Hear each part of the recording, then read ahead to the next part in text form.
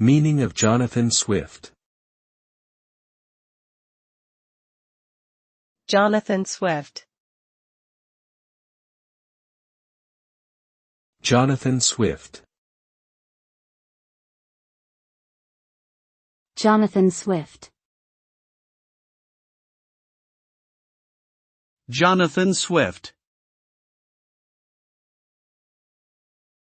Jonathan Swift was an Irish satirist, essayist, political pamphleteer, poet and cleric who lived from 1667 to 1745. He is best known for his works Gulliver's Travels, A Modest Proposal, and The Battle of the Books. He was also a member of the Church of Ireland and held various positions within the church throughout his life. Swift's writing often reflected his political and social views, and he is considered one of the greatest satirists in the English language.